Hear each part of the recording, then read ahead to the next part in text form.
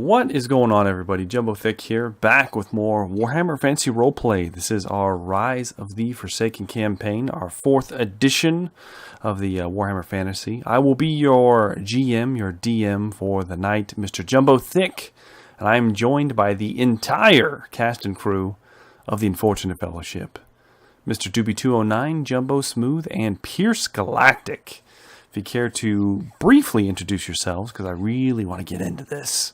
Go ahead, boys. Hello, everyone. I am Jumbo Smooth. I'll be playing the role of Marius Wolf this evening. I'm a human. I'm a peasant pit fighter. I'm 5'8", gray hair, blue eyes, stocky lad, attractive. Don't forget that. Oh, God. But yeah, I'm ready to go. I'm excited. What's going on, everybody? Doobie209 here, and I play Seamus McGreedy. And if you made it this far, I'm sure you've listened to other videos by now, so you know the deal. And I'm just excited to get back home. Yep. Loving Embrace of the Empire. Loving Embrace indeed. Speaking of loving the Embrace of the Empire, how about Pierce Galactic? Oh, that would be me, and I will be once again playing Bragadine. Yeah, and just we'll Bragadine figure out now? where we're gonna go. He is a tough-looking man, a smaller man. Yeah, you can see both the hardness in his eyes and the scars on his face that he has seen just how brutal life can be. Aside from that, he is. We could say he's an artist, a writer, but where he's from and where he's going, well, we don't know anymore. Got to find that out. Indeed, we do not, because a lot shifted in the world of Bragadine, formerly of the Bonneau family. Last we left off, the Fellowship had found themselves in the far-off country, or lands, I should say, of the Bonneau family in Bretonnia. You were there for a possible wedding, which was interrupted by foul forces, the undead resurgent, heralded by a vampire, Sir Michael Freeze. Lady Emma, Bragadine's youngest sister, was abducted. You chased this creature down, slew him, retrieved her, brought her back to the Bonneau estate. However, it was almost all for naught, as the Bonneau lands were destroyed in the process. Most of Bragadine's family lost to either the undead horde themselves or to unfortunate circumstances. His father being drained by some necromantic magic, his mother beheaded by her own son turned vampire, and his youngest sister accidentally shot through the heart. With the family in pieces, you chase down Freeze, cornering him in the smoldering village of Pig's Gutter. You slew him a second time, then a third, and finally the creature was dead, but not before it revealed that Bragadine was not of noble birth, completely. And also not before Bragadine's brother had sent out messages to the nearby provinces announcing that Bragadine was a bastard, not of noble birth, and that any claim he had to these lands was nil. In the aftermath, all of you decided that you should flee.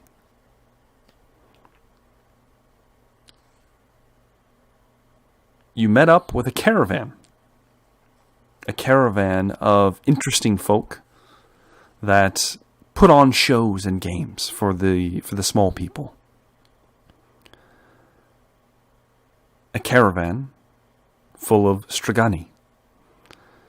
the Stragani happened to be going into the Empire and seeing it as an opportunity to sneak out of Bretonnia.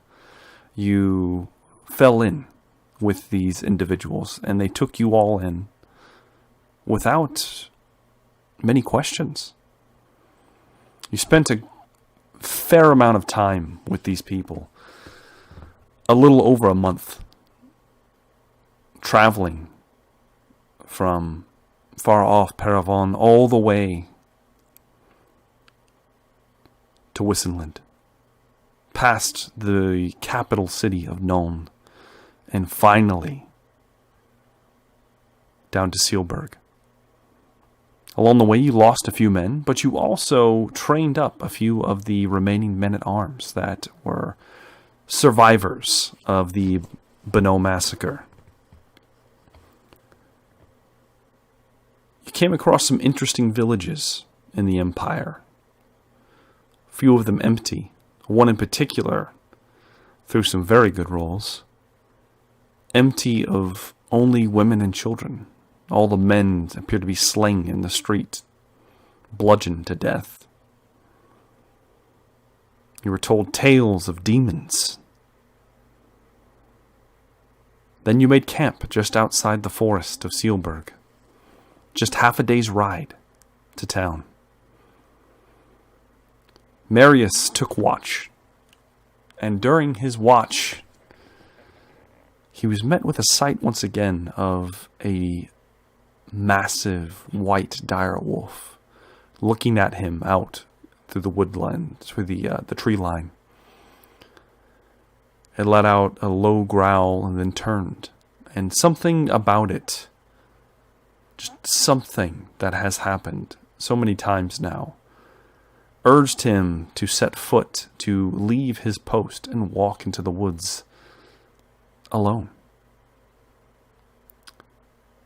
And that's what we're picking up with Marius Wolf as you have begun stepping into the woods. I'm immediately going to need a perception check, Marius. All right. 18 out of 57. Okay, very good. Marius, you don't see the wolf despite its massive form. You just pushed your way through the first bit of trees, and foliage is not extremely dense here, so it's unusual that you don't see this creature. But you do see a few small plants, probably some weeds and some small shrubberies that are kind of moving, look like something recently passed through. And it's in your best bet that this is the direction the creature traveled. And so you begin setting off in that direction, deeper into the woods. A few minutes pass. What is Marius thinking right now? The past month, Marius has had a lot of thoughts, but right now he's just curious, I guess, about what this wolf is. He's seen it multiple times. It seemed to have guided him at one point, or at least nudged him in a direction. So he is curious what this beautiful wolf is, in the immediate, and possibly a little bewildered right now if he can't find it, if it's just was right here. And as you're thinking those thoughts, you turn around a thick bundle of bushes that are still slightly moving, and you pierce your hands through them and kind of part them, and you see within a clearing, an opening, you see a man. He's 7 feet tall, heavily muscled. He looks like he is built like an ogre, but he's obviously a man due to the thick braided beard he has about his chin dangling down to his very chiseled abs. He's only wearing a set of trousers, no no shoes, no shirt. He does have a cloak over his shoulders, dangling down and covering the top of his head, obscuring most of his features in the low moonlight that you are currently under. The cloak appears to be made out of the skin of a giant white wolf, with the top of its heads, the upper jaw, forming the top of the hood, the cowl, as it is. The eyes of the wolf are a deep sapphire blue. And he just looks out at you. Or at least you think he's looking at you. You can't see his eyes. Next to him is a massive cauldron made out of some kind of metal. You can't exactly tell what it is, and that might be a little concerning for Marius, as he's rather knowledgeable when it comes to metals. The cauldron appears to be covered with frost along the tops and the sides of it. And the man is just standing there. What do you do, Marius? Marius would probably just be a little bewildered what this massive man is doing here.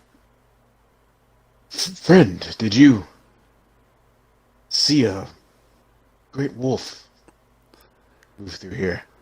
He raises... I'll start approaching. Yeah, you start approaching. You begin walking in. He raises a hand. His huge, gargantuan hand. And he motions you forward and then down towards the cauldron. And you notice resting on the side of the cauldron is a warhammer. Slightly, it's two-handed. It's very, very large, and it looks extremely old and archaic. There are designs that you recognize as runes along its surface. It is simply resting there, but he is motioning towards the cauldron.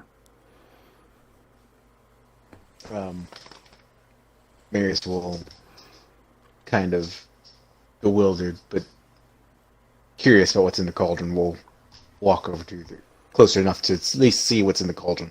Okay. How close are you getting to this figure and the cauldron? Marius is pretty confident in his fighting abilities a lot of times, so okay. He probably wouldn't be like just. He's worried that this person is just standing there, but not worried enough not to go close. So okay. I mean, he's going right up to the cauldron. You know? Okay, you're walking. Are you keeping an eye on the large man? Yeah. What's in here, friend? Looks down. You look down. There are flurries coming off of a liquid which is frozen over. And flurries of just cold are emanating off the top of this cauldron. You can tell that the layer of ice is thin. And the man speaks in a deep, harsh voice. It is time. Winter calls. He calls.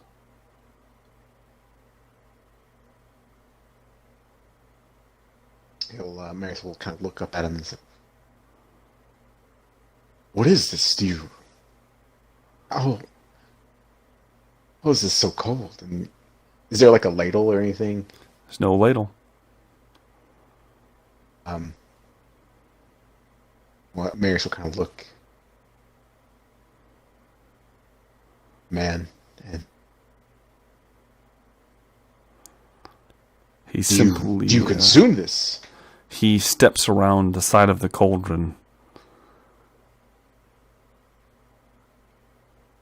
And then he pushes his hand into the ice, breaking the surface. This cauldron is huge. It's easily 6 foot in circumference, the top of it. big enough that you could easily see. Well, you've never seen a cauldron this big. Is basically what I'm getting at. It's massive. Mm-hmm. He breaks apart in the center of it, and the ice cracks along the edges, and more flurries begin to emanate from the chilled water. You can tell it's water now at this point. And his hands come out of it dripping wet, and he just motions down towards. I guess I'll imitate his actions. Okay. If that's what I think he's motioning down for me to do, I guess. You tell me what you're doing. You reach down. We'll say you reach down towards the water. Okay. How deep are you going to plunge your hands in this? Do I have to break the ice? Or is it the ice is cracked and floating because he just broke it himself. But how are you just doing a touch? Are you going full arm in? What are you doing here? I mean, probably just a little bit of a touch first to see what's going on with this. Okay. With this water, like maybe enough to like get a handful. You know. You scoop up a handful of water. Get your fingers touch it, and as soon as they do, you feel a chill beyond anything you've ever experienced. Your entire arm goes completely numb. I need Marius Wolf to give me an endurance check. Okay. You're going to need a lot of successes on this. Okay. Well, I got a 24 out of 65. Okay, that is 34, 44, 54. So 4 successes? Is that right? I think. Yeah. Right? Yeah, 4 successes. Okay, with 4 successes, you manage to grit your teeth, and you don't immediately pull your arm out. You kind of, and you feel the chill, and then you see that the water itself begins to swirl as your hand is dipped inside of it, and you see an image. And then suddenly, Marius, you lose consciousness. Everything goes black. And then you wake up. You look down. Still the clear. Yeah, you're not in the clearing anymore. The sun's out. You're in the woods, but it doesn't look like the clearing you were in. You look down at your person, Marius, because something just feels weird. Mm-hmm. Your hands don't look right. Your body doesn't look right. You look smaller, thinner. Marius, all of your characteristics are reduced to 30 if they were not currently. You don't have to manipulate it yourself yet. I'm just letting you know now. You have no skills. Shit. All your skills are gone. Right. That means you have 12 wounds. You can just make a note of 12 wounds. Okay. 12 wounds. Okay. I'll just put it at 12. And you have a desire to gather sticks. You have a few of them in one hand, and you realize you just have this desire, like you need to be gathering wood. Does my question, as I start to get up and like feel the urge to gather wood, does my body appear to be my own, but simply smaller? Yes. It's almost as if you've been transported in time. Okay. I was going to ask, does it feel like I am younger? You feel significantly younger and smaller. Does it feel reminiscent, I guess? You know. Yeah, and there is a extreme reminiscence of the woods you're in right now. You're not in the woods outside Sealburg, but you know somehow they feel familiar. It's very disturbing. As I start to gather some twigs, I guess, that are around, I'm still trying to parse out like what's going on. Okay, go ahead and give me a perception check at this point with your new stats. Minus 30. so, Okay. so you're just at 30. Let me see what that would make. Is my perception? Your perception at 30, is or at it minus 30. 30. No, it's at 30. At 30. Yeah, so Okay. 30 or below. I rolled 85 out of 30. All right. I'm assuming you don't want to re-roll that. Nah. Okay. All right. You begin for some reason you just have the desire to gather sticks and large sticks, and you're probably in your early teens. Well, actually, you'd be in your late teens right now.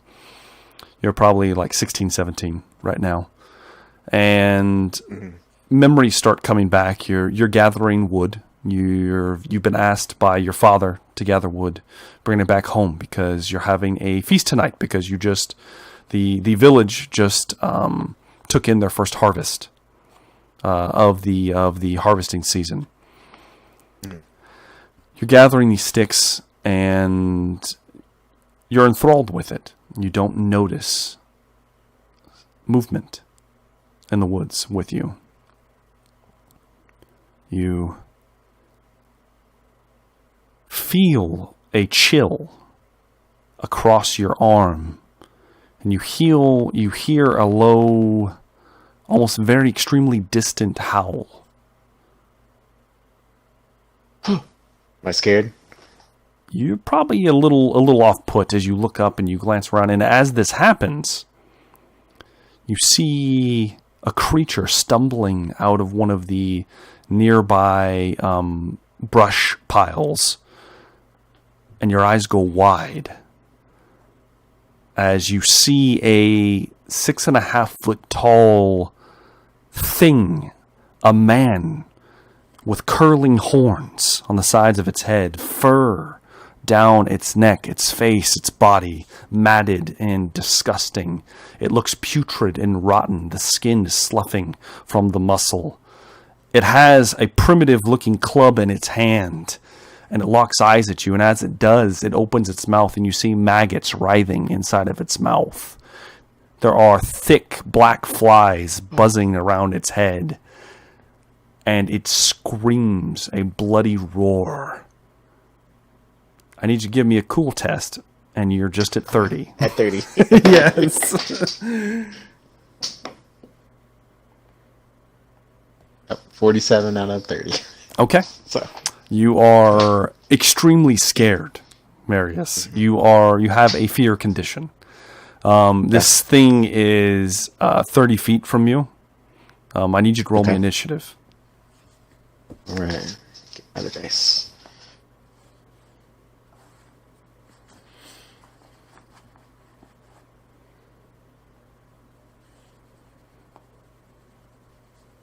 Question. Yes. I do have a talent that gives me a bonus initiative. You have no talents I right still now. have that talent. You have nothing. Okay, the talents. Okay. you have nothing. Yes. All right. This is before Marius became a badass. Okay. So that would be 7. Okay. All right. 7. Yeah. That brings me to. Okay. Marius, the fear, you're quivering, you're shaking, you drop some of the sticks in your hand. You see this creature bellow out towards you, and as you do, you also can feel movement from around your sides. But it's your turn, Marius. Okay. You said I felt movement around my sides. You can feel movements off in your peripheral vision, essentially, off to your left and your right. You're not exactly sure where, but you feel like there's more creatures than just this one out here. I'm probably gonna book it. Okay. You know. All right. Go ahead and give me an athletics test. Okay. Okay. 30 athletics. Ooh.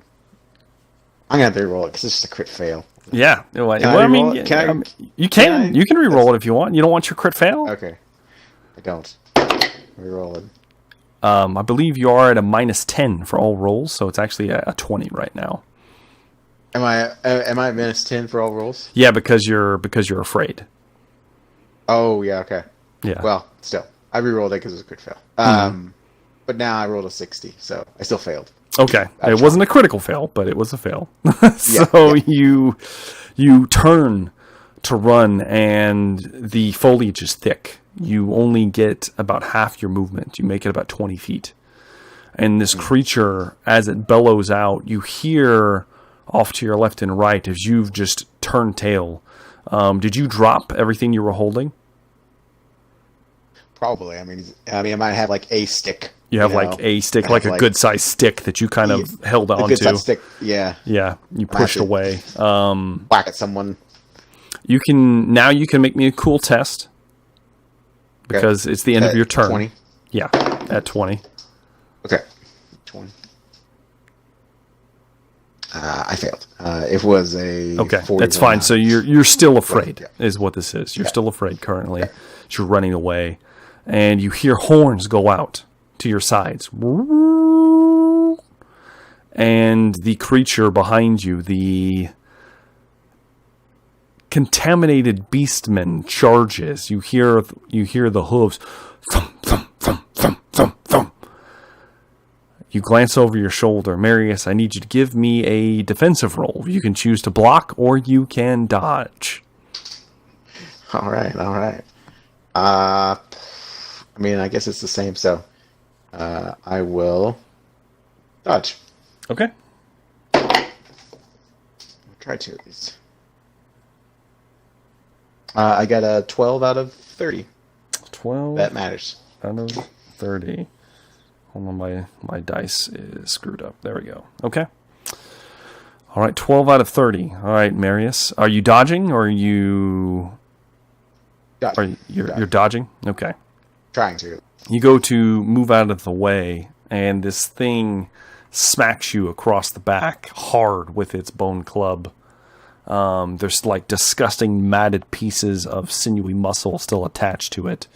Almost like it hit you with the joint at the top of a humerus. And it inflicts 10 wounds as it smacks you hard in the back, and you kind of stumble forward a second, regaining your balance on a nearby tree. And Can I subtract my 30 toughness or my... Yes, yeah. So you can subtract 3 from it. Points. Okay. Yeah. And as it screams outwards now in melee with you, it is going to be your turn, Marius. What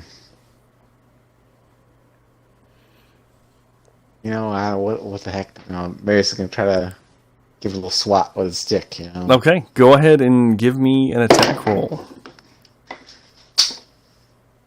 Oh, yeah, that's a fail. That's 53 out of 30. Okay. You go to hit it with your stick, and you don't have the strength that you are used to, Marius. You hit it, and it brings its hand up, the one not holding the club, and catches the stick. I need you to make me an opposed strength roll, Marius. Oh, gee. Not rolling very well either. 69 super crit out of 30. Yeah, super crit. You completely lose the grip on the stick as it twists it away from you and just throws it off into the woods. And as it does, it brings the club overhead. It needs to make me one last dodge roll, Marius. All right. Oh, shit. 85 out of 30. I rolled a 1, Marius. Oh, gee. Not dodging that. You go to move, Marius, and... Can I sacrifice some armor, You have no armor. You have nothing on but some primitive peasant clothes. It smacks you across the top of the head. You see stars. Everything is moving in strange, weird ways, and you stumble backwards. You're bleeding profusely. You're blind in one eye, and as you glance out, you see the creature stomping over the top of you. And then you see a giant white form lunge over the top of you. And then you wake up, Marius. You wake up and you're at the Strogani camp. At your post where you were keeping watch. A hand slaps you across the back. It's one of the caravan guards. You awake there, Marius? Yes, friend. I am. Did I leave my post? You must have fallen asleep there, friend. Perhaps you just, perhaps you need a rest. Watch is over anyway. Time for the next batch. Get your rest. Thank you. And I kind of look towards the woods to see if I see any forms out there. You look out towards the woods, and you do see a pair of glowing yellow eyes. They quickly are gone. Almost as if, did you see them? Maybe. Maybe not.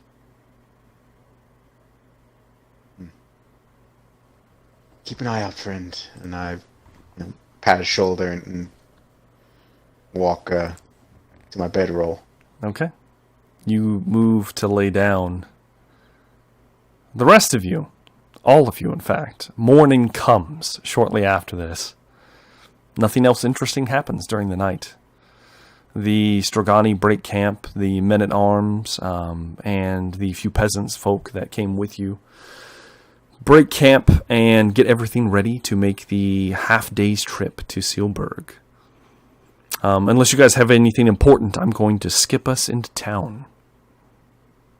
The only thing Marius would like to do is right before we get inside the city, like when we see the town, like the outskirts of the town. Yeah.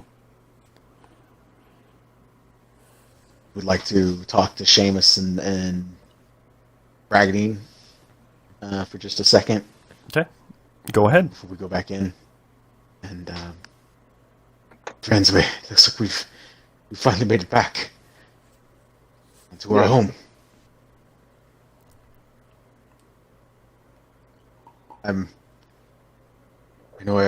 We talked about it months ago, and a little bit here and there along the journey, but there are a great many problems here. I believe we need to handle the situation with Mr. Gold in some way. We also need to figure out what's going on with these rats that live amongst us and below us. Who could forget about the cultists and the crazed Sigmarites? We have a great many problems in our small town. I would like us to. I would like to see the Ratmen dead. I'm sure you would. I will tell you this, Marius. There is that is something that puts a smile on my face. As for Mr. Gold, was that the gentleman who drugged us? I seem to remember something. He was the one responsible for my book burning or something. I can't remember exactly. It was a very strange night. It was very hazy. But yes, Mr. Gold, he did take your book, and apparently he's been nothing but the blight on our village. He's corrupted a great many people in our city, and then also made life terrible. I do not believe we would have the slums that we have if it weren't for Mr. Gold. It's just something to think about, my friends. Are you saying he's this powerful? I know things are different here in the Empire. For he's not a noble, I cannot imagine him having such influence. But then again, this is not. He has money. Our new home, and that is very powerful in our empire. He owns a great many shops, monopolizes most of the merchants in the merchant area of our small town. Apparently, Seamus has said he has smuggled in weapons and other illicit goods. We have seen him blackmail us and threaten our families. He's a dangerous man. I think we need to figure out how to resolve these things. That's all I wanted to say. Just that we need to think upon this. We come home. I will think upon this, Marius. I will definitely think upon this. And Seamus?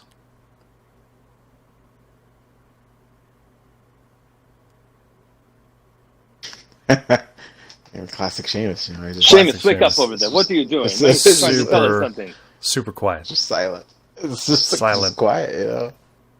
You know, Marius nods at the silent Seamus. You know.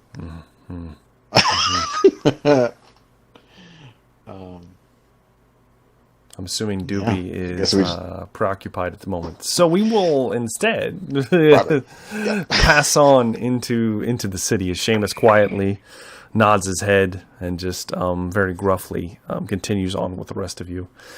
The caravan and everyone else begins further moving into the city. And essentially, you see the walls. Some time has passed. A few months actually have passed since you originally left Sealburg. But not a ridiculous amount of time is to the city being changed like it has been previous times you've made your return home. You're greeted and let within the city walls, all of you, in fact. The Stragani are told to wait outside with their caravans, however. And they apparently saw this coming. They began setting up outside in the large clearing from the woods to the walls. And they are set up there. And we are going to start endeavors for the three of you, as you will have entered into town. And I will describe some things that are currently happening as they come up, but we are going to skip ahead in our timeline 1 year. You will have been in Sealburg for 1 year. So you can make yourself 1 year older. All of you. All right. So, yes. I think I'm 24 now. There you go. Whole 24 now. Right. Old man. Let's start with Marius Wolf. Let's get your first endeavor, sir. My first endeavor, and you know, I'm just asking you if I can do it or not. But would there be how do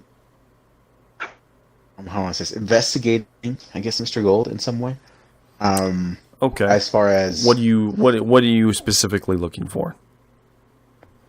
Marius wants to figure out Mr. Gold's operations. You know, like he wants to try to learn, like, how does he maintain control of all these merchants? How does he have bribes that he gives people? Does he have certain, you know, investigate his organization essentially? All right. Go ahead and give me a gossip roll. Okay.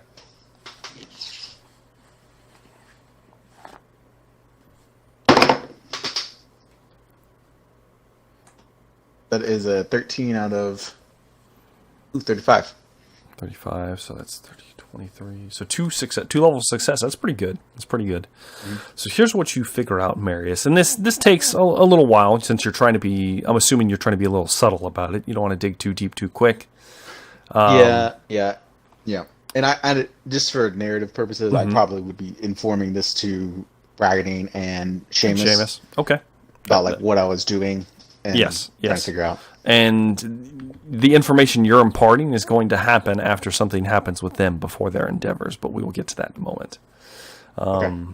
But you figure out, Marius, that Mr. Gold has been bribing the town guard for quite some time.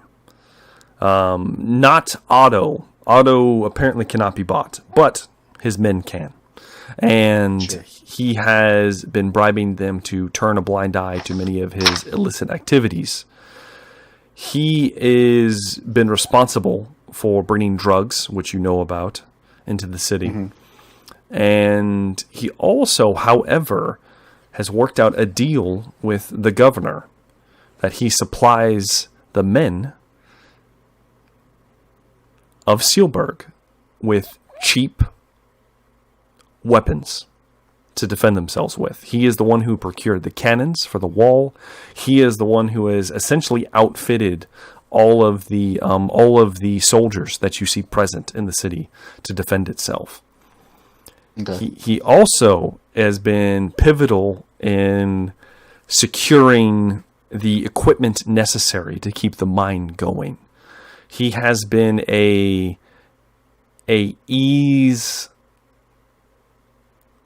how do I put this? He has been essential to the original construction of Sealburg, and he's profited greatly because of it. And so he has been given significant leeway where others might not.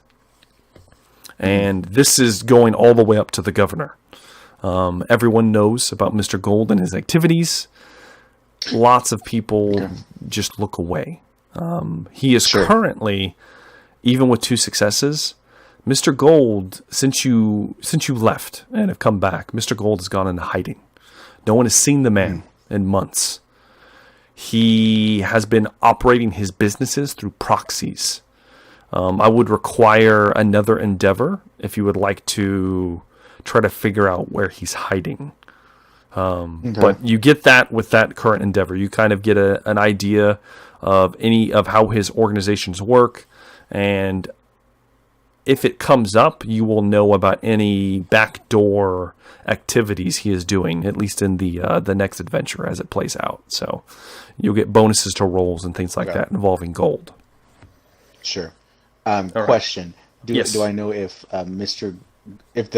if Governor Freeze is he simply turning a blind eye to Mr. Gold's action, or is he like actively being paid? Do I know that? Is he complicit? I mean, I might not know it, but... He is not complicit with Mr. Gold's activities. He does not approve of these, but at the same time, he knows that if he's going to run this city, he needs this man to get the stuff he can, because otherwise it would be difficult to keep Sealburg going. A lot of pressure from the higher-ups, essentially, from the people in Nuln, the ones that actually make money off of this mine. And so that's kind of Freeze's standpoint, is unless he can secure some alternate means of securing equipment for the town, because gold is the main merchant. He has made himself inexpendable over the years. Yeah. Okay. Well, that's very informative. Thank you. Then this will bring us to Bragadine Beno. This will be your first endeavor. However, before we get into that, before Marius informs you and Seamus of what he's been doing, you are approached one day, Bragadine. You're approached by a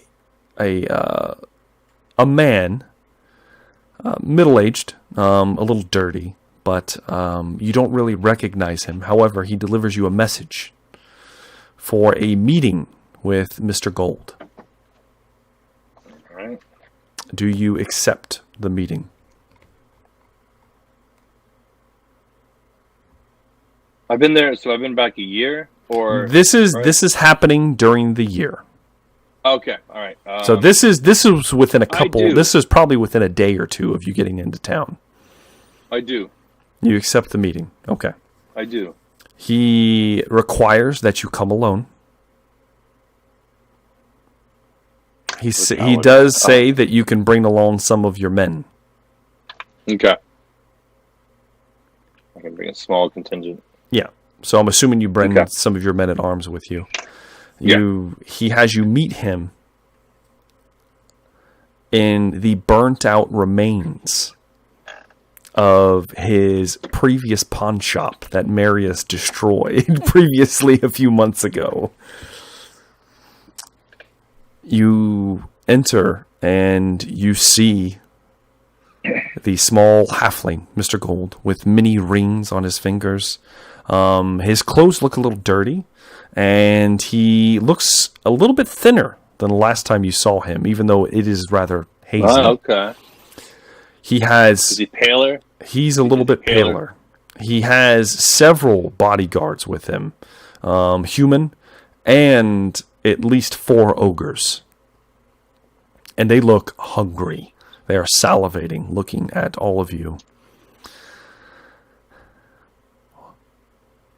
Well, Mr. Bonneau, I'm glad that you took my olive branch, as it was. How was your travels? They were quite enlightening. I've had a new outlook on the world. Oh, well, I should probably capitalize on that then. Perhaps, my good friend, my Bretonnian knight as it is, perhaps I can make things easier for you, Bragadine, and these fine gentlemen that are accompanying you. I look around at my men and I kind of give them a stern look, just emphasize, watch it. Hoping they figure it out. Just these guys have been with me, for months now, so I'm sure they're like, oh, yeah. Yes.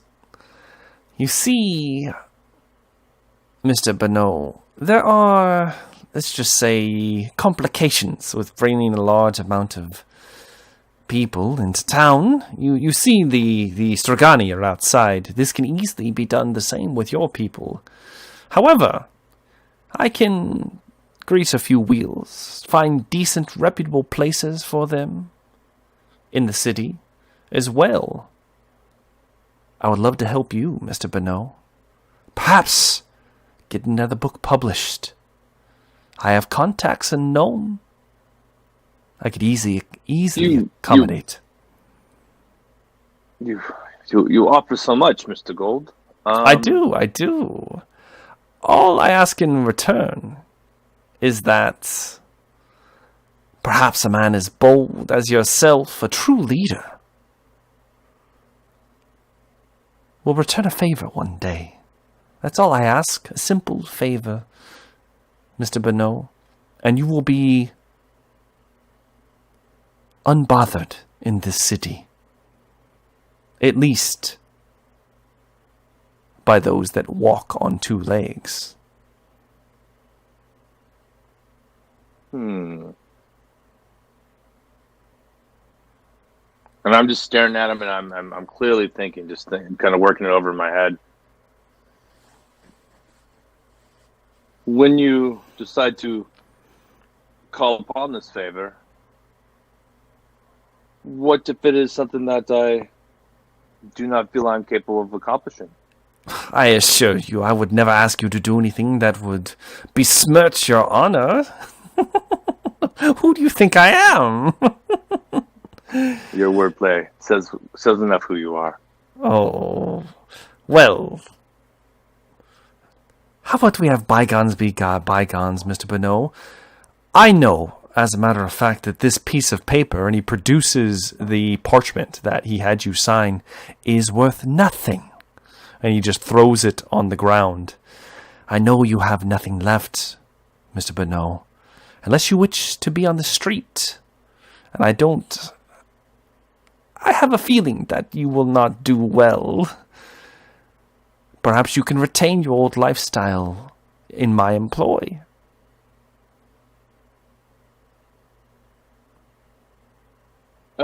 Your offer again is so generous, and I, with a smile and a smirk, I definitely see the appeal of it. But the way you deliver it feels like a threat. There are no threats here, friend. And he kind of motions towards his massive, huge, gargantuan bodyguards that are about 9 to 10 feet tall ogres. They each weigh about 600 or 700 pounds apiece.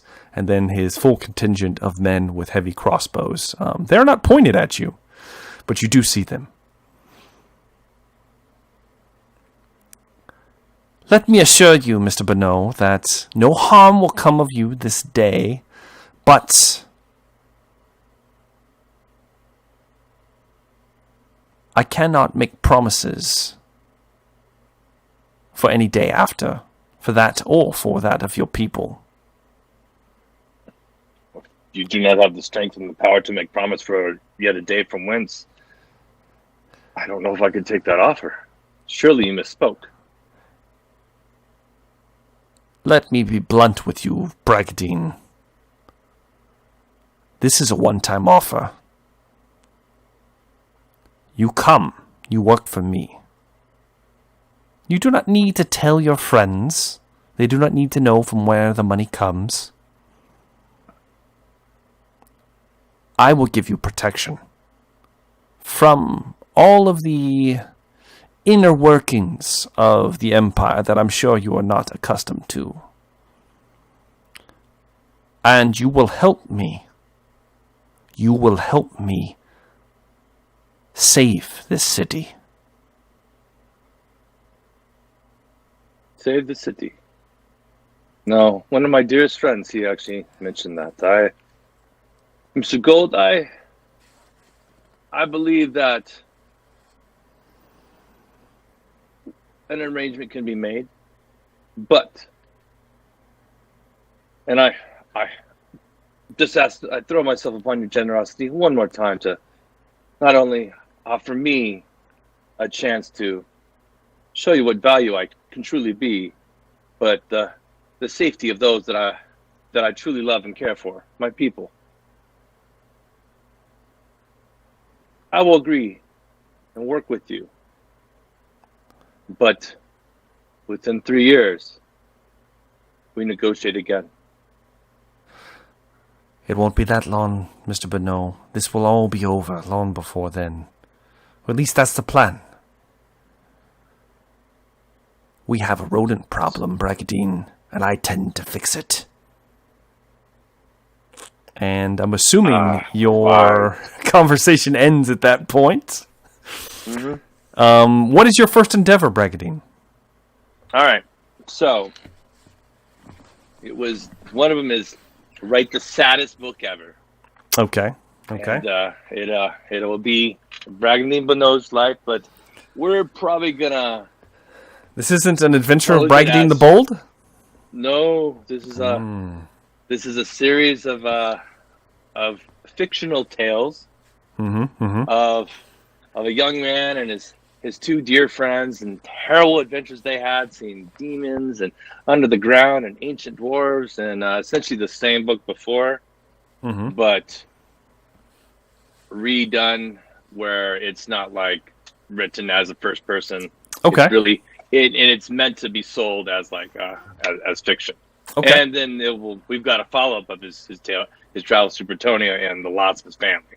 So Okay, if right. that's a success. I Yeah. will, Let's because you're using the old idea of the original book, I'll give you a plus 20 on an art roll. Oh.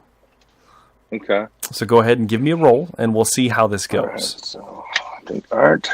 I got some points in that. So 10. So it'll be 30 on top of Dex. Okay, I gotta get a 77 or less. I rolled a 6.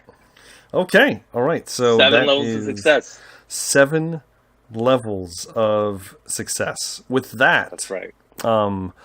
Bragadine, not only do you reformat the old book, you must have kept mental notes very well. You managed to quickly draft a new version of the Adventures of Bragadine the Bold. However, this time it is just the Adventures of the Bold, or perhaps something of that sort. There we go. I like that. And you get that one published rather quickly, as the original publishing house in Nuln has gotten a little weary of you, but due to your influence with Mr. Gold, another publishing house opens its arms wide, and your book is published within weeks. Oh, wow. In addition to that, your second manuscript is completed towards the end of this year. and you send it out to the publishing house. And once again, they quickly gobble it up, and it is published within the year as well. You will receive a significant monetary value. You are going to receive a stipend of 8 gold a month from here on. So you will start the adventure with 8 gold, and then you can roll an addition for your normal stuff when we actually start. So you can just write down, you currently have 8 gold. All right. All right, and that is your first endeavor. Let's go over to Mr. McCready. Seamus. Before you give me your first endeavor, are you there? I am. He is there. Good. Father Thanes, I feel your pain. You are approached by a emissary of Mr. Gold around the same time Bragadine is. Maybe the next day, even.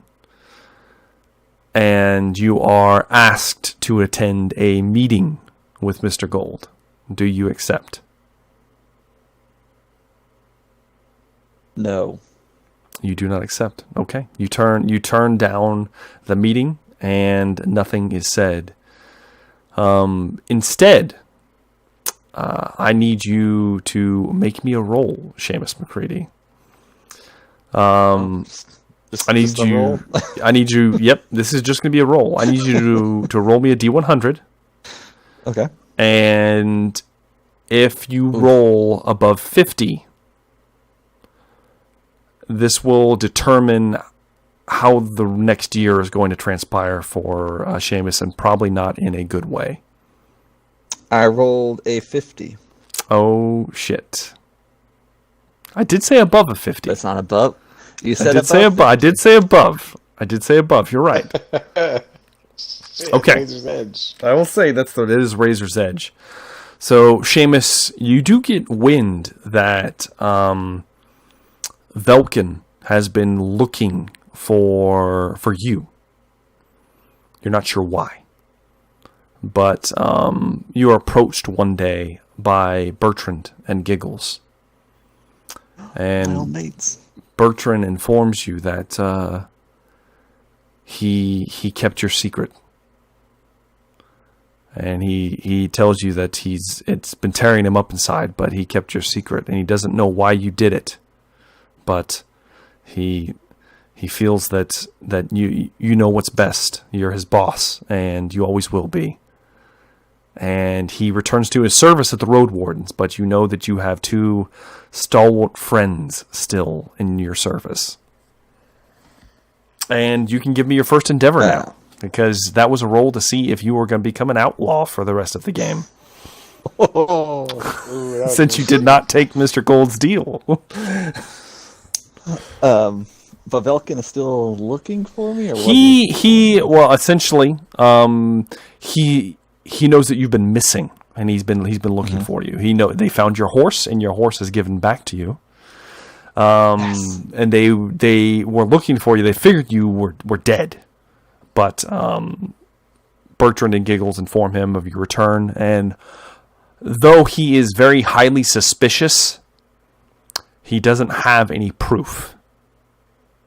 But he is highly suspicious of you currently, Seamus. And we will leave it at that. So what is your first endeavor, Seamus? I would like to visit my old friend, Mr. Herbert. Mr. Sachs? Yep, Mr. Sachs. Okay. You go to visit Herbert Sachs. What is your goal for this meeting? I would like to... Two things. One, if he can make me the same devices that he made Marius, but ones that are able to be shot out of the Thunderer. You want to make the Thunderer into a grenade launcher?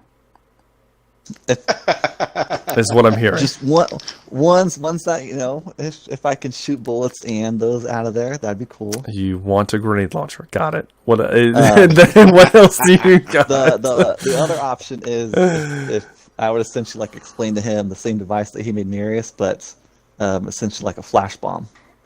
Okay, all right.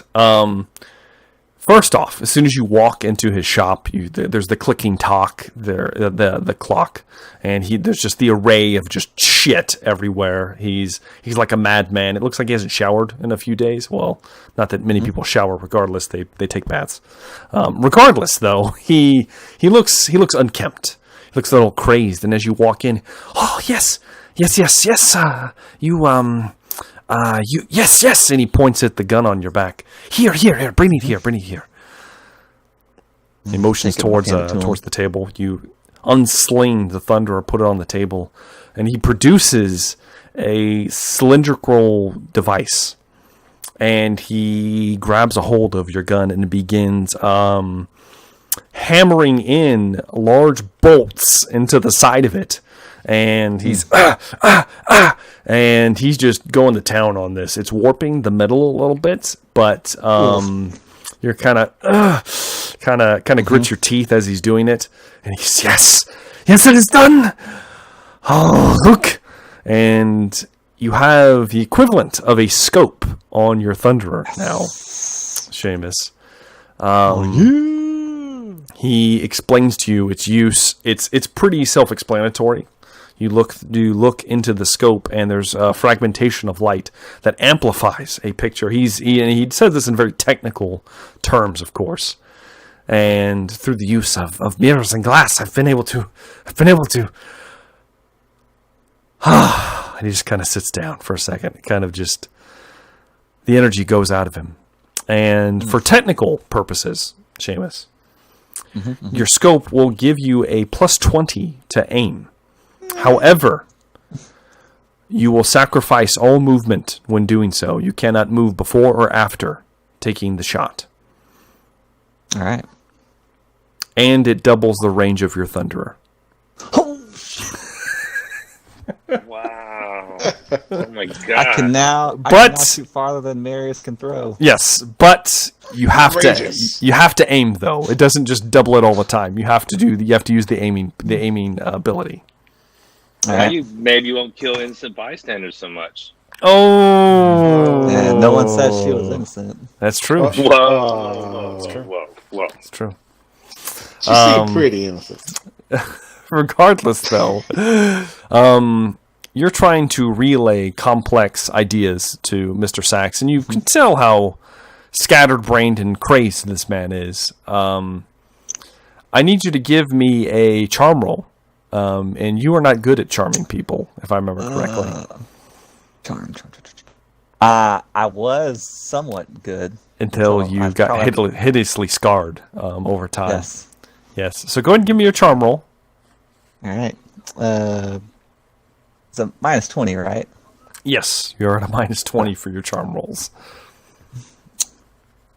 Oof. Well, it is a 43 out of 31. Ah, damn. Do you want to roll it again? Ooh, I think I have 2 fortune points, so you do. I'll do it. You do. Let's do it. You got a fate point back, so you would have gotten an additional fortune point if you. How many fate points do you have right now? 2. So I should have. So you have 3 fortune then, because you had an extra fortune. Yeah. It's a 48. Slightly worse. That's slightly worse. Okay, we'll go with the original. Not that it matters. It's not that much of a difference. You're trying to communicate ideas with Mr. Sachs, and you're not sure if you got through. He was very excited, hammering on your scope to your new Thunder rifle, and you leave not knowing if he understood you or not. Probably not. If you choose to go back and do the same, you will get a additional. You'll get a +10 each time you go back to do the same task, if you choose to. But regardless, that is the end of Seamus's first endeavor. Unfortunately, I got a scope out of it. Got a scope though, so that brings us back to Marius Wolf, your second endeavor, sir. All right. So after, I guess, learning the intricacies of Mr. Gould's organization, I would like to Marius would like to talk to Thordoom. Um, Okay. and see, and my goal in this is to see if, um, over our adventures, Thordoom seems to be somewhat of a man of influence amongst dwarves, or at least well respected amongst Yeah. dwarves, I guess. You would have noticed by now that he has connections. You're not sure if just all dwarves have connections, or if Sure. he in particular does, because any dwarves that come passing through, they stay at the Thaggy no matter what, and they always come to pay respect to him. Yeah. And my goal is to see if there's any way that he could, through his connections, supply the town with equipment and arms. Okay, all right, with equipment. All right. First Some off, type of trade or something. yeah, I don't yeah. know. First off, when you visit Thordoom, you can tell that the bar is more frequented than it has been. Almost like the good old days. There's a lot of people in here. Of course, Sarah's there, your daughter's there, everyone is there. You exchange pleasantries, and they're very excited to see you the first time you walk into the door. But after all of this dies down, and eventually you're doing this investigation, and you begin talking over with Thordoom, you do find out that Thordoom's been doing well because the Canary has not been doing well. And you would have noticed on your way into town, and anytime you get towards the gates where the Canary is closest towards, that the crazed men, the zealots, the followers of Father, how did I just forget his name? Father Huss, have been almost like picketing the establishment outside. They've been running off customers, declaring that it is an affront to Sigmar that this establishment is allowed to be. They've tried to burn it down a few times, and the guards have had to run them off. It's gotten out of hand a couple times, but because of this, a lot of people aren't going. There's only the diehard guys are visiting the Canary these days. So yes, but because of that, he's the only other bar in town, and he's been doing rather well for himself. But as far as your endeavor is concerned, I need you to roll me a gossip roll. Okay.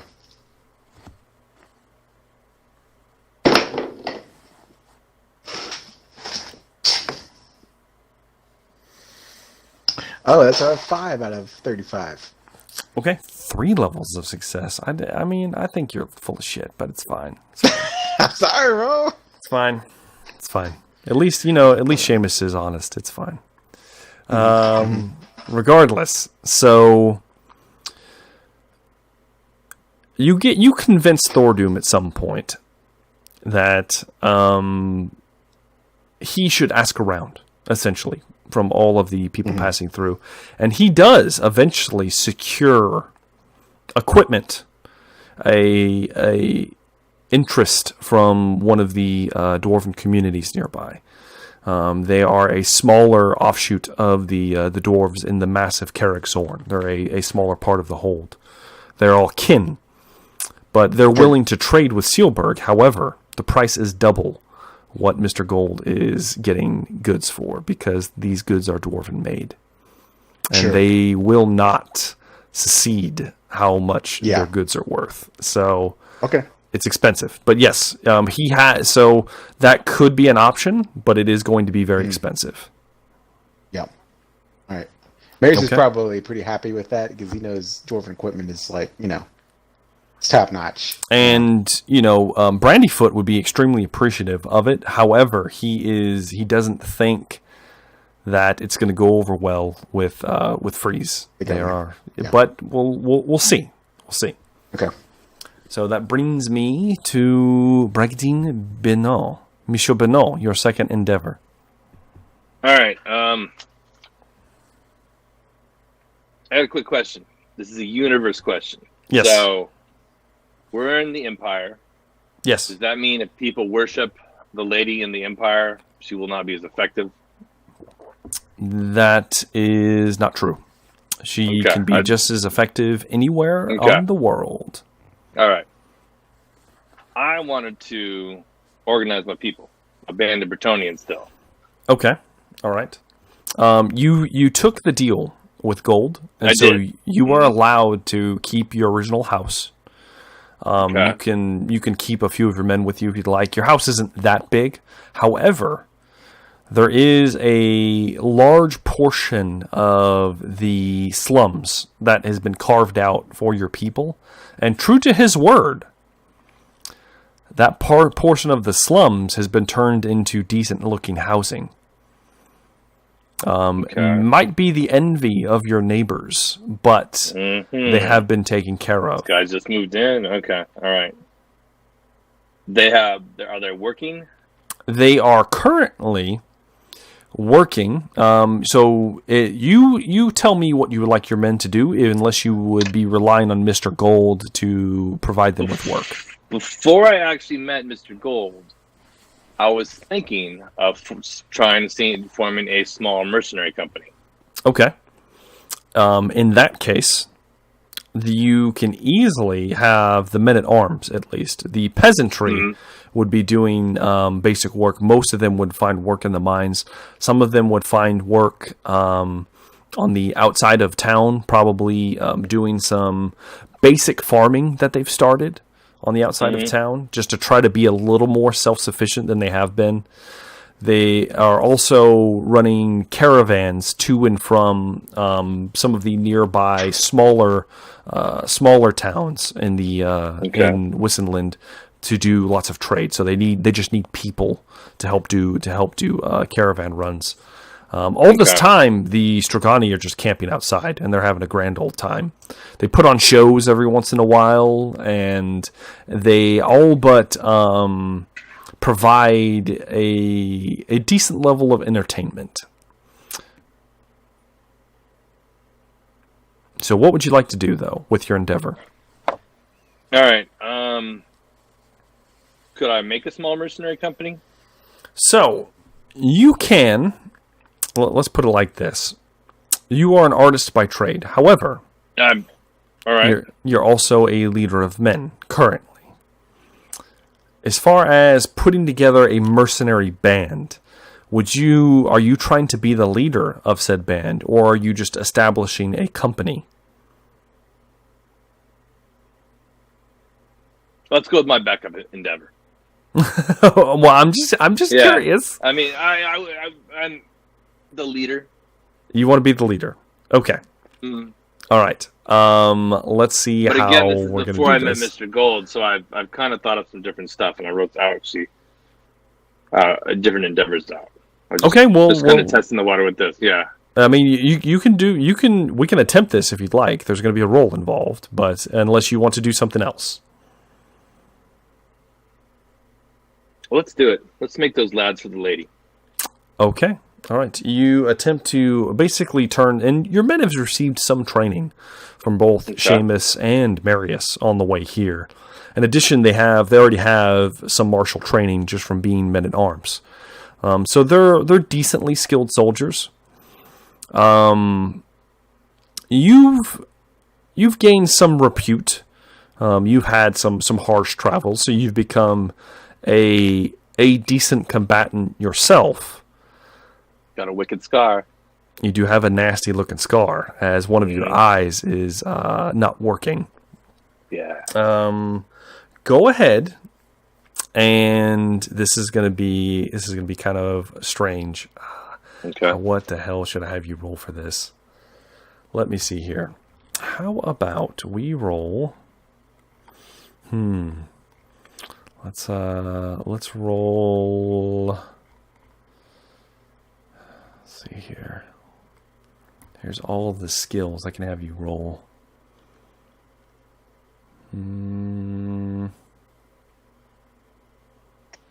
Seems like I'm leading people. I don't know. If I know what you want it to be. I know exactly what you want it to be. Yeah. The difference. Some powerful certain stats.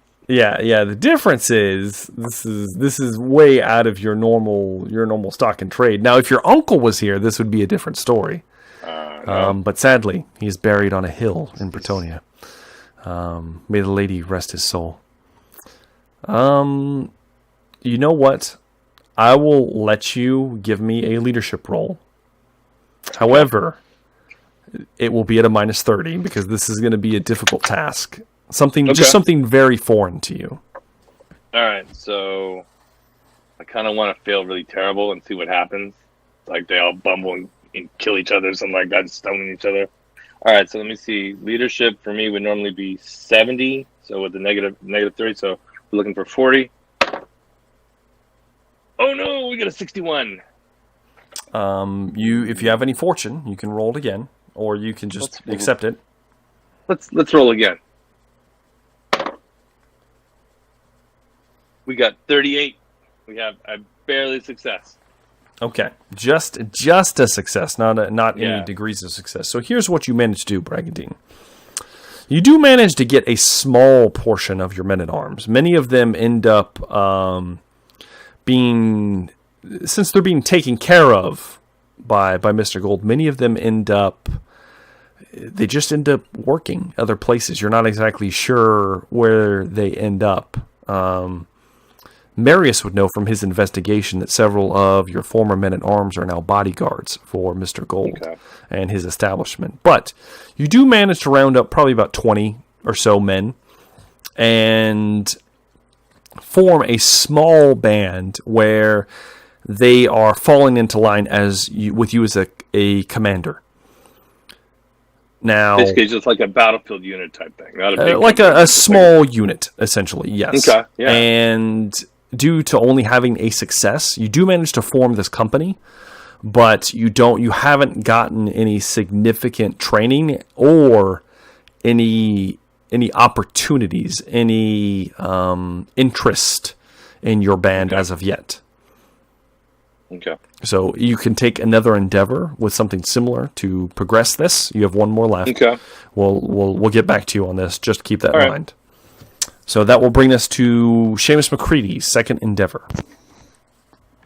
All right. So I don't know if I need to go to Nuln for this or if I can do it around Sealburg, but essentially I would like to find a witch hunter and either like figure out how you become like a witch hunter or learn some type of like talent from them.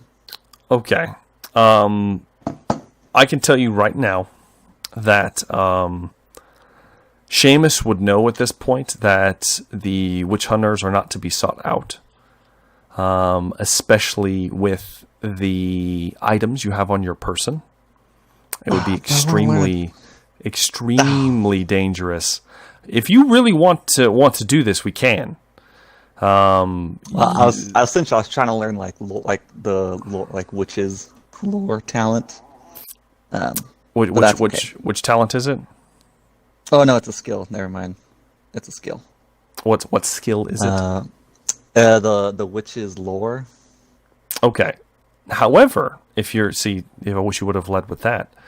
You do have a source of information that might be able to shed some light onto things that are heretical in nature. You may choose to approach your main source of scary and terrifying information, which is Mother Inca, and you may be imparted with knowledge if you so choose. Mm-hmm. Yeah, we'll do that because essentially, Seamus spends a lot of his time fighting monsters and less fighting people. So, I want to learn about monsters. You one day you wander out into the woods and you find the entrance to Mother Inga's hovel, almost like it's been waiting for you. You enter inside and approach the small squat structure. Go ahead and give me a roll for lore. Right. I believe that is intelligence. I'm almost positive. Any negatives? Yeah, it's intelligence. 'cause It I is didn't try to intelligence. With you doing this from Mother Inga, I'll give you a plus 20 on this roll. roll. Ooh, hell yeah. Alright, so it's a 46. No, 61. Okay. Ooh, that is a 47 out of 61. Okay, 47, 57. So 1 degree of success. All right, so here's what happens. Seamus, you come here to Mother Inga's hovel, and originally you don't usually come here too often. You usually avoid it. It's not exactly a pleasant place to be. You enter inside, and she is not there at first. And then she steps from behind the door as it closes, almost evaporating out of thin air, and strokes your back, her grizzled, humped form. And as she's touching you, you feel a tingling sensation, and then you begin to ask her about what you need, what you wish to learn. And she produces a coin and hands you the coin. It is silver. It's about the size of like a $50, so decently large. And as your fingers touch it, you feel almost like residual energy flowing through it. And she instructs you to flip the coin, basically, on your thumb. You kind of flip it up in the air, and as it flips, you receive knowledge of the first thing you can think of that you were kind of thinking of, basically, if that makes any sense. So you have got 1 point in witch's lore. Cool. And so you can use that from here on. With the aid of the coin, if you use the coin itself, you will get a plus 20 on that roll every time. You have to flip the coin, however, and you will have to roll a cool test next time to see if you don't maybe go a little insane in the process. We'll see. But you can use it. You don't have to use the coin, though, is what I'm saying. You have been imparted some knowledge somehow through magical means. You can add that silver coin to your inventory. I know it's not a grenade launcher, but I mean, damn. So let's go to Marius Wolf and his final endeavor. All right. I guess my final endeavor, because I'm already this deep into Mr. Gold files. You know. Yes, Mr. Gold files, love it. I will question. Yes. In my investigations, do I discover that Bragadine has a deal with Mr. Gold? As you're investigating, at one point you would figure it out because you would notice that some of his men have been acting as bodyguards around some of his establishments. Mm. And you could assume, because Bragadine is not concerned with it, in judging from his actions and some of the information you've been given, you do learn, in fact, that Bragadine has some kind of deal with Mr. Gold. Okay. During my investigations, I'm probably not keeping it secret from Bragadine and Seamus. Mm-hmm. So I would be voicing my displeasure in Bragadine's situation to, of course, be working for Mr. Gold. Of course you would. Just so that's out there during this year or whatever, you know. Mm-hmm. So, but yeah, I will. I guess my next endeavor is to maybe try to convince whoever needs to be convinced. I'm assuming it's Governor Freeze, but I don't know for sure. About a different source, like maybe Brandyfoot and Mr. Freeze, about a different source of equipment and munitions. Okay. A finer all quality, I guess, if that makes all sense. right. Yeah. And what my goal is it's not to be like immediately stop with Mr. Gold, you know? It's just like there's an alternate source out there that could be procured, you know? Okay. So that's just my... All right. Go ahead and give me a charm roll. Okay. You're going to need at least 4 successes. Okay. All right. See, do they find me attractive? No, they do not find you This is attractive, Marius. You bastard. I have to ask, bro. I know I never you get to do. use it, you know? You've gotten to use it once or twice. Like once. I just want to make sure, bro.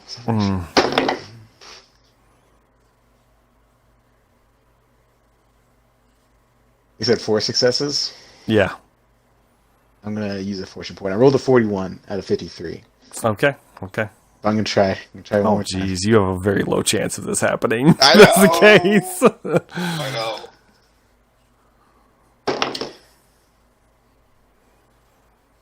know. No. It's better. Slightly. 37 out of 53. Okay, so that is 37, 40. So 1 degree of success. I will tell you this. You do implant the idea. Okay. And Freeze he's perceptive of it. He is. Brandyfoot loves the idea, but Freeze just doesn't see how they can cut off with gold yet. But he is definitely going to begin the process of trying to convince the higher ups that perhaps they can, if with more quality goods, perhaps the mine would produce more. And it will start to get the ball rolling, essentially. Yeah. Yeah. So I will at least give you that. But yes. Okay. And with the end of your endeavor, Marius, let's move on to Michaud Benoit. Your final endeavor, sir. All right. Now I want my lads here to be able to last. So I would like to seek out, see if, I guess, probably an Empire man, but someone who can train them. And it would be, I mean, they're basically, I see them as like a spearman unit, maybe some learn other weapons and stuff like that.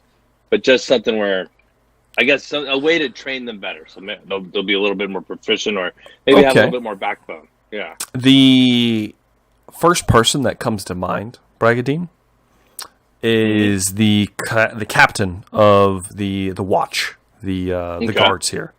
An a very old grizzled man that Marius is very friendly with, named Otto. Old Man Otto is all you've heard him referred to as, but he's Commander Otto nowadays.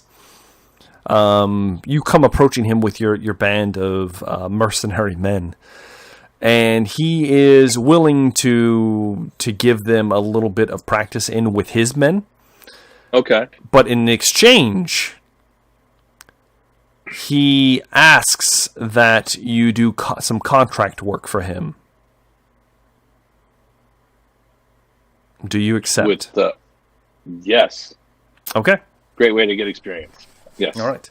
I will allow you, Bragadine, to give me a. This is going to be a endurance roll. Okay. Since you got training from Otto and you didn't try to do this yourself, thank God. They will get a plus 30 to this roll. So go ahead and roll your endurance and then add 30 to it. Okay. Like 82. And I rolled a 76. Good I thing want to you had use that a plus fortune. 30. What, you want to use fortune? Yeah, I think I got better odds. I want to have some successes and have some good guys. All right, and I rolled a 9, so we're going to stick with that. So that is it's like 7 levels. Of success. Yeah. All right, so they receive over the course of a few months. They receive training from Captain Otto, Old Man Otto, and they receive training with the guards.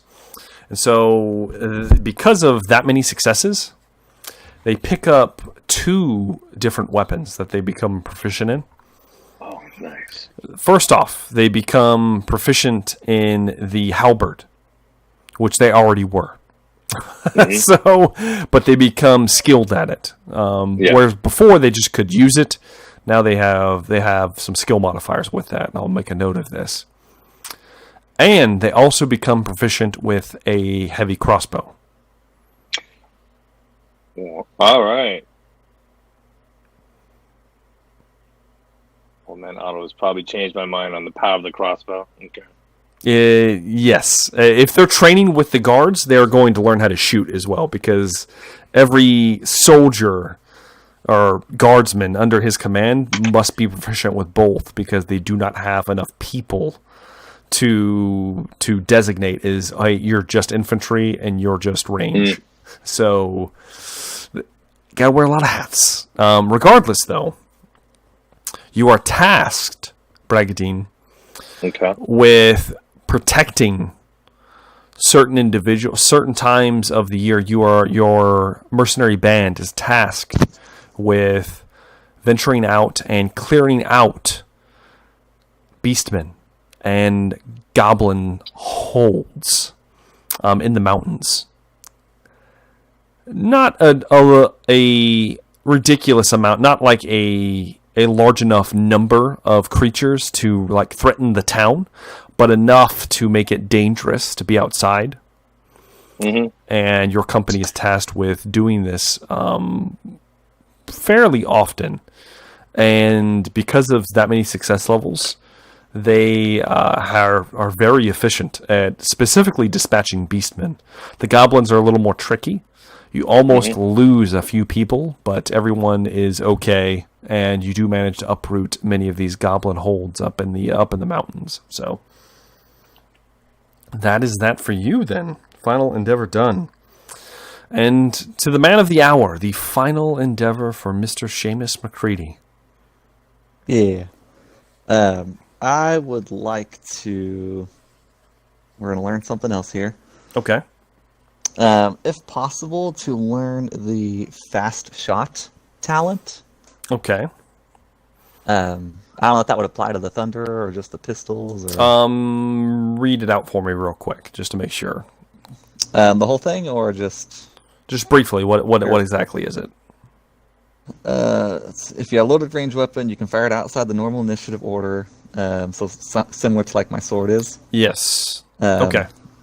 It takes my action, my move. It takes your action and move. Okay. Yeah. Yeah. If you, it's a talent, correct? It is a talent. Okay. All right. If you want to learn this talent, fast shot, I'm going to need you to find somebody first. So this is actually going to be 2 rolls. So okay. I need you to give me a gossip roll. Gossip. All right. All right. Is gossip considered a minus 20 since it's fellowship? No, only your charm is. Okay.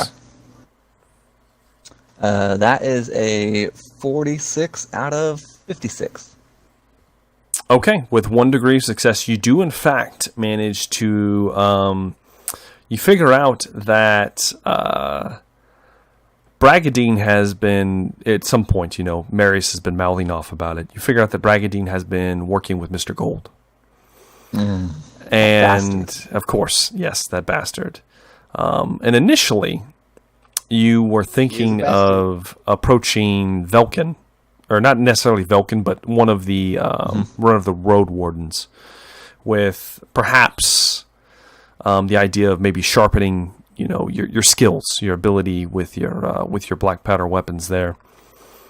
But you find out through Bragadine that Mr. Gold has a man in his employ who has a bit of a reputation around town, and he has been known to, let's just say, shoot his way out of some hazardous situations.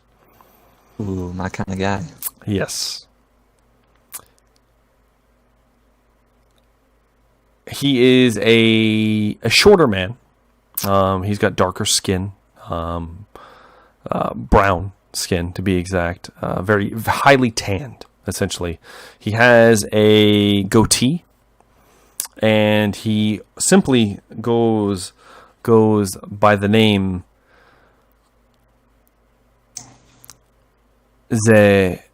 damn, how do I pronounce this in fucking English? Let's see here. God damn it. It's Italian. Oh. I can't pronounce this name. I can't pronounce it. I'm sorry. Letting down my heritage here. He essentially goes by the name The Rose. He's The Rose. That's what his name is. In Reichspiel. He goes by the name The Rose. And you can tell that he is definitely not from here, judging by the clothing and garments he wears. Mm-hmm. And through Bragadine's connection, perhaps Bragadine, calls in a favor and has this man called out to train his troops, but in secret, he's actually just coming out to meet you. And I need you to go ahead and roll me a black powder roll. Oh, yeah. Black powder. Ooh, yeah, that is an 8 out of 71. Good, because you needed 3 success levels. So very good. You easily pick up this. So you do pick up that talent. Yeah. Yeah, you managed to pick that up, and so now you can use your black powder weapons outside of the initiative order whenever you feel like. Oh, hell yeah. So yes, you end up spending a little bit of time with the Rose, and he has a very thick accent, but he's a likable individual. He loves to drink, and he loves to smoke, and he loves to visit the Canary, despite the fanatics. And when he's not doing that, he is at Mr. Gold's side. And that is that. And with that, boys, we will take our first break.